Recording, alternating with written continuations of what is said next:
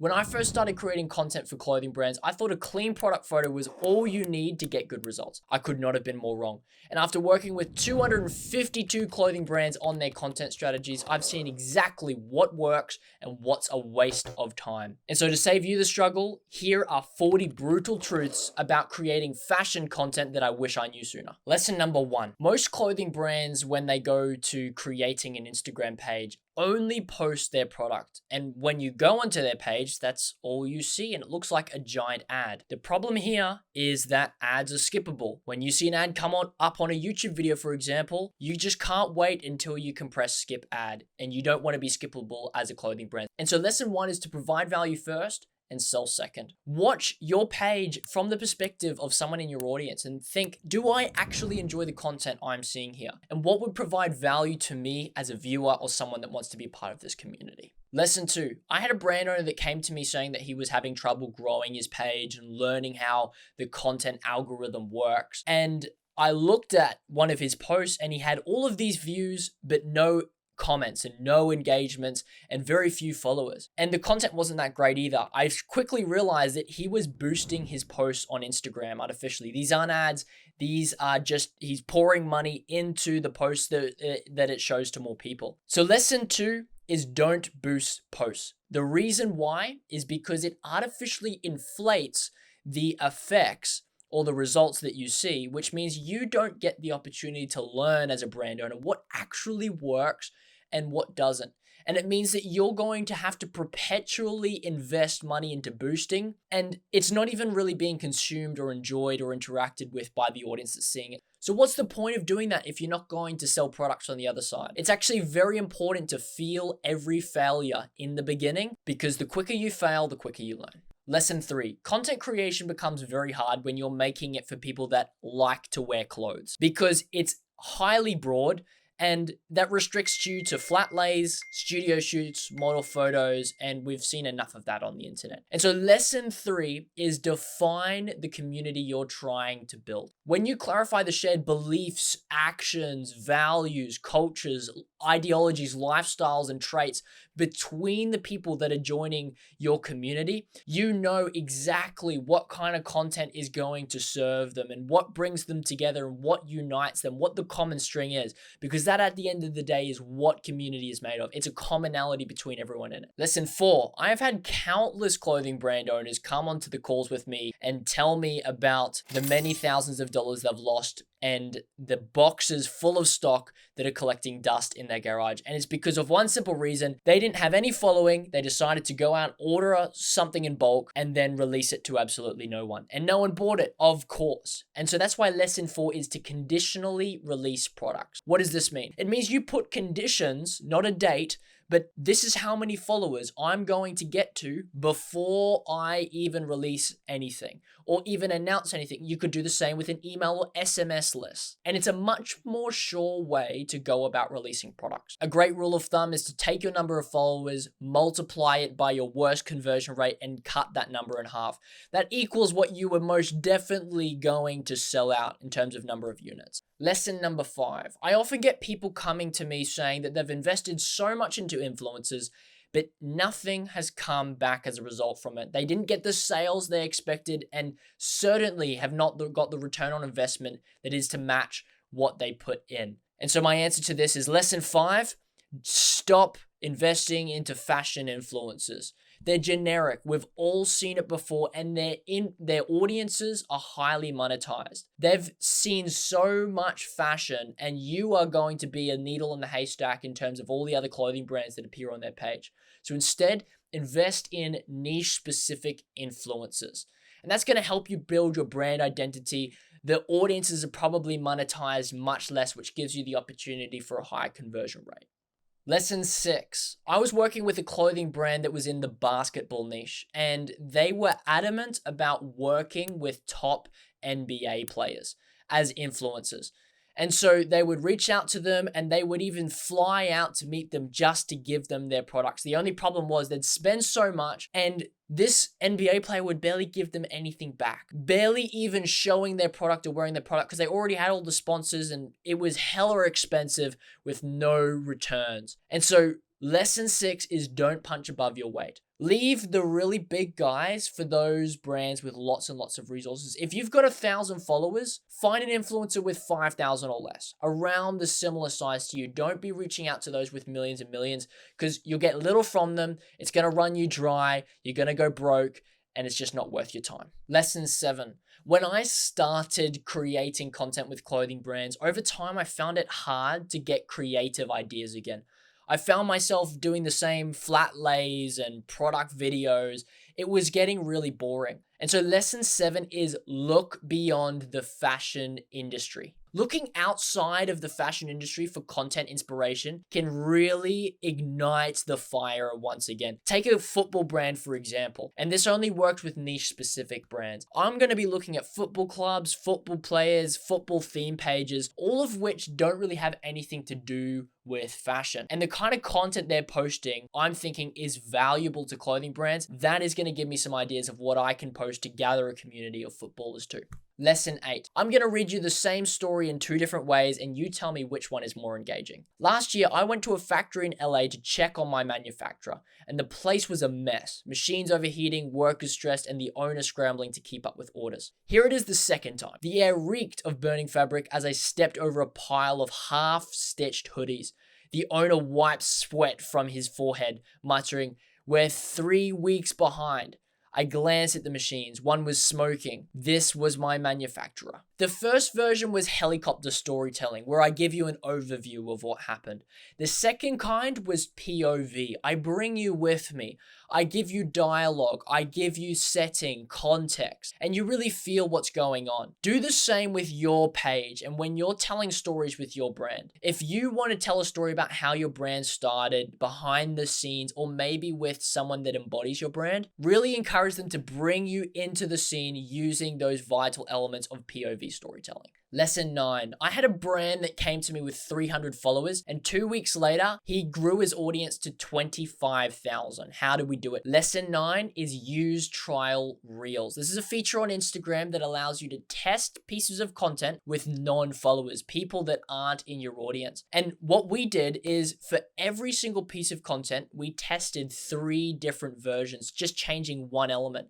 That element was the hook. And so I encourage you to do the same. For everything that you post, create 3 versions. It doesn't take that much more time. Post them as trial reels, and whichever one performs the best, that's when you upload it to your main page. And I promise your growth will go through the roof. Lesson 10. How much do you post of what content as a clothing brand? Well, Day Media introduced me to the 50-30-20 method, and it goes something like this. 50% of your content should be world building. This is the ultra specific references to things that only people in your community understand. For a footballer, it's the gear that they bring to training. It's the whistles from the coach. Anything that's like a mood board. 30% then is activity focused. It's actually seeing your product on real people in your community doing the thing that they do when they wear your clothing. The last 20% is product refreshers. And this is where you remind the audience that you do sell clothing. And that's what this is about at the end of the day. Lesson 11. Some brand owners find themselves frustrated because their influencers don't deliver content on time. And when they do, it's crap anyway, or they have to hassle and follow up a million times for it. And that's why lesson 11 is to shoot with influencers in person, always. Find them in your local area, and if it means you have to downgrade the level or the status of the influencer, the number of followers that they have, that so be it. But you can shoot a lot more stuff with them at a lot higher quality that you have control over, and you build deeper relationships when you do it in person. So find them in your city and do it that way. Lesson 12.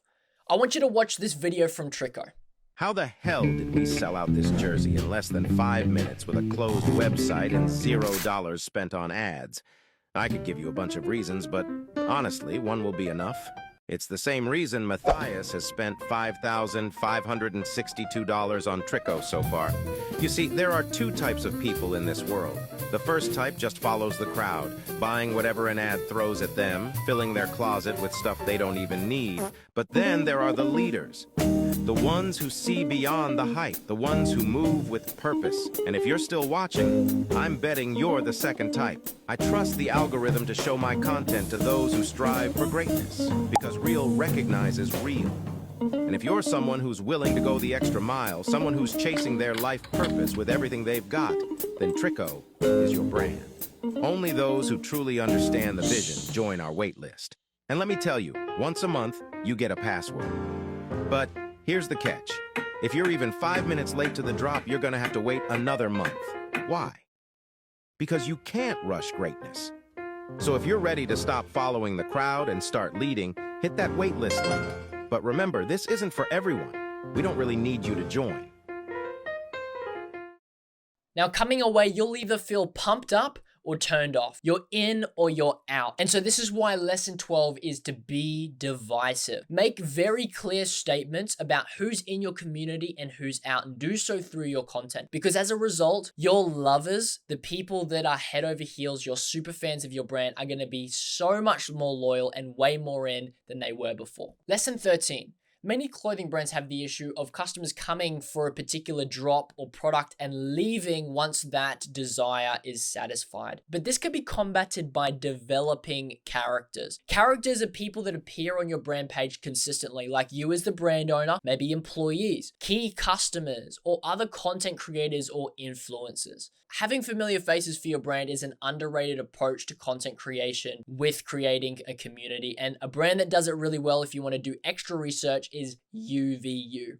Lesson 14. Every community has a clubhouse. It's a place for members to gather and talk and interact about the things and the reasons they're a part of that community in the first place. And for most clothing brands, that place is the email list or the SMS list. It's a way to show your loyalty to the brand. But for most followers, that's a big jump to make from following on Instagram to giving you their email and SMS. So use the close friends feature on Instagram. This is a way you can almost force them into the place to become a part of the community, because you get to choose who's on your close friends list, and the conversion rate is much higher. Plus, the overall engagement on close friends stories is going to be higher overall. Just make sure that you're providing some sort of exclusive behind the scenes or special interaction or decision making that your close friends get. Lesson 15. Most influencers, when you reach out to them, will ask you for money, especially if they're of a good quality. But mostly it's because your offer to them isn't good enough. So lesson 15 is offer influencers something that they would pay you for. Here's what this looks like. Instead of a typical collaboration where you're asking them to wear your clothing and market it, send through the images, look through their page, notice what kind of content they're creating, and offer to create it with and for them. This is probably something they would have to hire a videographer and editor for, but you're just going to do it for them.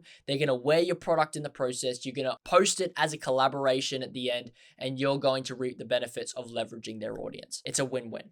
Lesson 16. I had a brand owner that figured out how to create 60 pieces of content in a single day, only to find out it didn't work after he posted and created it. So stop creating content in bulk.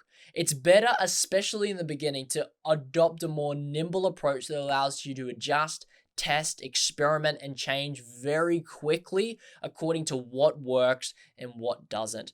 Creating content in bulk simply keeps you limited. Lesson 17. Generating content ideas is hard as it is, but it's made even more difficult when you have to generate a new idea every single time you want to post something. And so lesson 17 is to use content series, not content pieces. Think of it like a TV show, which is the series. And then each episode is the pieces within that series. The characters, the setting, and the basis for each story stays the same, but the actual events inside the episode change. And so for a clothing brand like Nike, this looks like a broad idea of interviewing athletes and creating inspirational videos. But from each piece of content, the athlete changes. They don't have to recreate a new content idea from scratch every time. Lesson 18 is start community challenges. Include parts where you encourage or require participants to share content with them in it wearing your product. And on the plus side, you'll probably sell some garments in the process just because of that factor. Just make sure that whatever challenge you pick, it aligns with your brand identity. Lesson 19. I was working with a Christian athletic brand that wanted to engage their fairly inactive community. And so they wanted to launch some sort of community event. They thought they had to do it far down the line, but I said, why don't we do it now? In fact, let's just invite your friends and it doesn't matter who else comes. So lesson 19 is to create fake in-person events. Sometimes the bigger deal about an event is the content that comes from it, less the actual people that come to the event. Because as an audience member that follows your social media page from the other side of the world, I just want to see and know that the community exists so that I can be a part of it, even if I can't come to an event in person. That means that at a fake event, you still achieve the same content effect, and over time, you can, of course, build it with real people that come out from your community too. Lesson 20. A brand came to me and they had no idea how to figure out what their brand identity was or who their community was for. So we implemented a very simple strategy that took the top 5 most loyal customers, found their Instagram pages, and analyzed what kind of things they post and who they follow. This gave us important information about what they're interested in, what they believe, what they value, their ideologies and lifestyles. And we could find common traits between all of these loyal customers to figure out how we can replicate more people like this. So lesson 20 is to analyze your most loyal customers. If you have nowhere to go in terms of defining your community, this is a fantastic place to start. And don't do nothing with that information. You can use their interests and beliefs to determine what you start posting about on your page. Lesson 21. Do you ever find yourself wondering what you are going to post? You're totally stuck for ideas. Well, that's why this lesson is to build relationships in DMs. Simply reach out to engage members of your audience and ask them, what do you want to see? Be curious about who they are. I've seen brands do this, and the connection between their community and the brand strengthens dramatically. Plus, you don't have to do the guessing game with content anymore. Lesson 22. Many fashion labels call themselves clothing brands when really they're just clothing businesses. What differentiates the two? Well, a brand is the association of 2 or more things. It's your name associated with X activities, lifestyles, people, and the stronger that association, the stronger your brand is. So lesson 22 is to sell the lifestyle, not a product, because your brand isn't about what you sell, it's about who you are and the kind of lifestyle that people live when they wear your brand. Plus, creating lifestyle content means that you can also post when you aren't dropping or releasing any products, and you can still grow your audience because it's evergreen. It's not determined or based on a specific product at a specific time. Lesson 23. Do not come to me and say that my content isn't working when you've only posted 10 times. I see it like going to the gym. If you went and you did 10 reps of a bicep curl, would you expect to see results? No.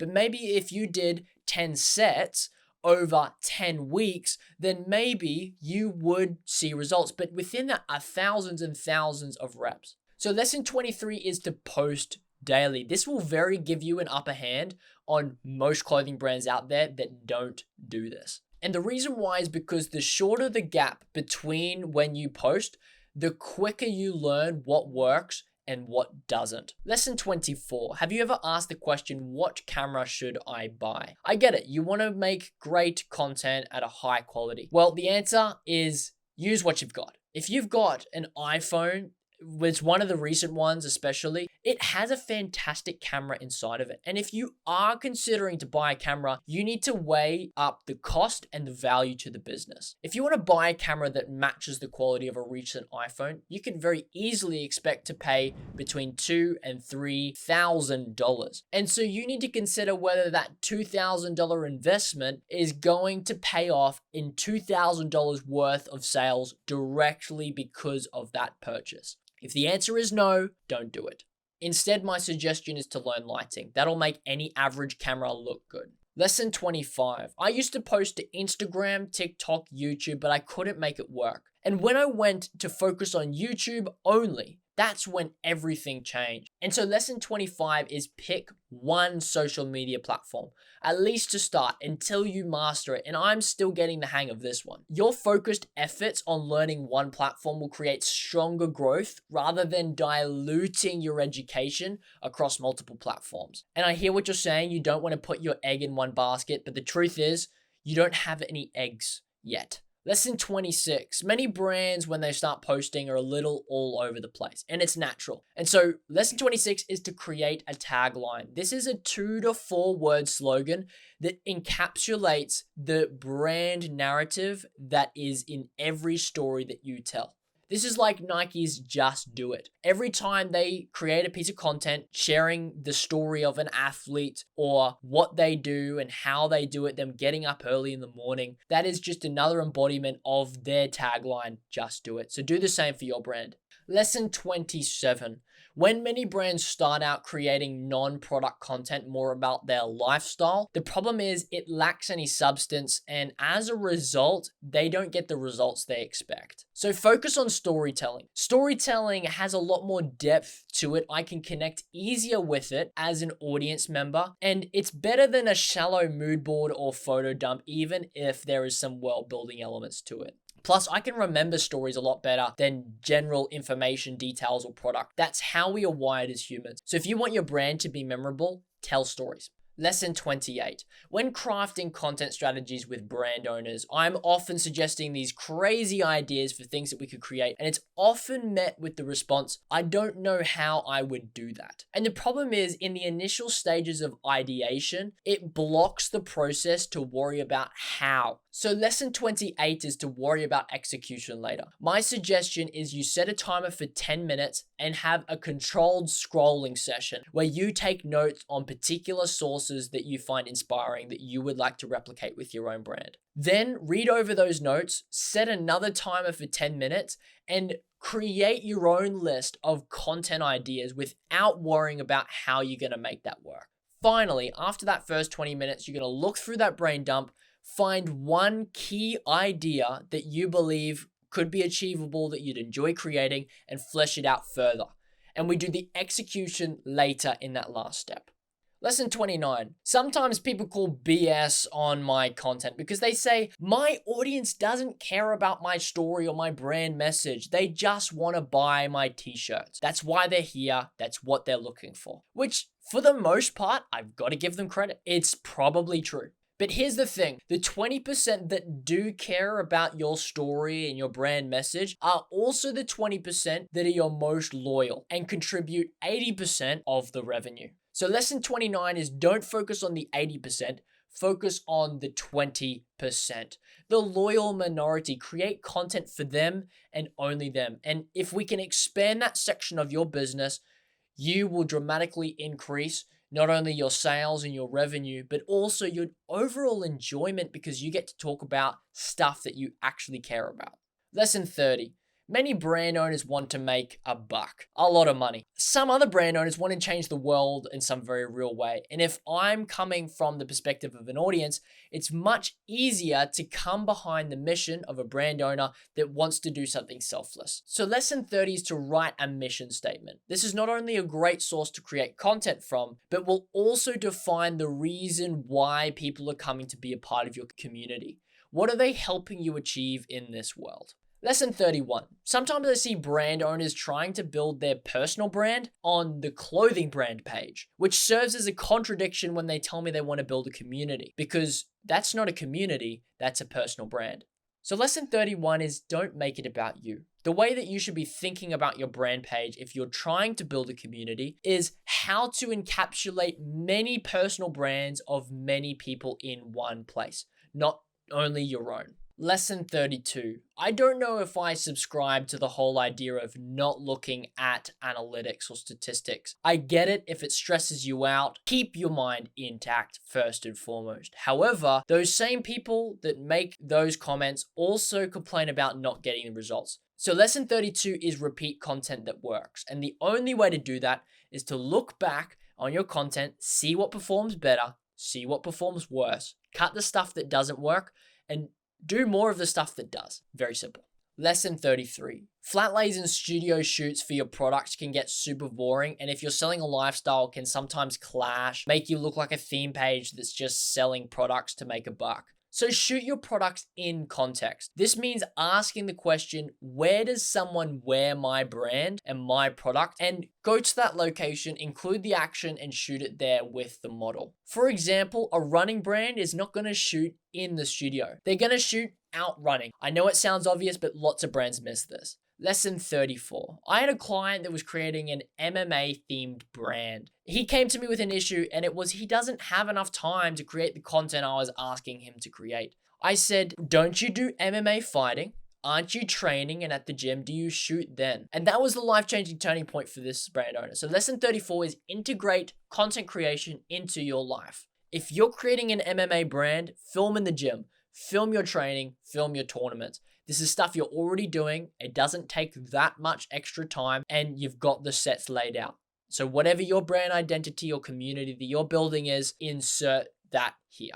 Lesson 35. If you've scrolled Instagram for any amount of time, it's easy, very easy, to look at big brands like Cortez or Nike and think, why isn't my content as good as theirs? And it's totally paralyzing. It can be. It makes you stuck in thinking, I'm not even going to create anything until this is perfect. So lesson 35 is don't compare yourself to big brands. They've got different resources that you don't have, so don't expect to create content at the same standards. And the content creators behind Nike never got to the level they did, creating the quality that they do by being a perfectionist. No, they created lots of content for many decades to get to that level. And if you want to do the same, then create content appropriate to your size right now. Lesson 36. With everything I'm saying, some of the common objections are, I get it, but I still want to create content of a particular quality for my clothing brand. Here's the way I think about it. There are 3 different factors in the equation. There is time, there is quality, and complexity. You have to sacrifice one of these. I say focus on simplicity and sacrifice complexity. This means you can still create a lot of content quickly at a high quality because there's not much to it. For example, instead of creating a whole 2-minute fashion film for your next campaign, create a one-shot. You can still have the quality, all the lighting, it looks so professional, and it's simple. Lesson 37. I was working with a startup with 100 followers, and he was adamant about having a private account like Cortez. But here's the thing.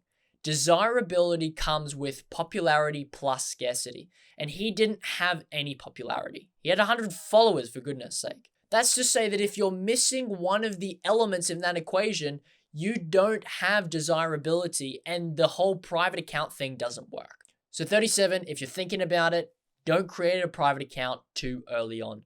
Don't rob yourself of the greatest asset you have in this beginning stage, which is organic, short-form content. This allows you to reach the world with your brand, and you just simply don't get that. If you're going to do it at all, wait until you've consistently provided value over a long time, people know your name, they want your stuff, and then you can make it private. Lesson 38. The stuff on social media that performs the best is different. This is likely why you're watching this video, why you might have found some of my other videos. It's because not other people make brand breakdowns like I do. I have a unique personality and I like to lean into it.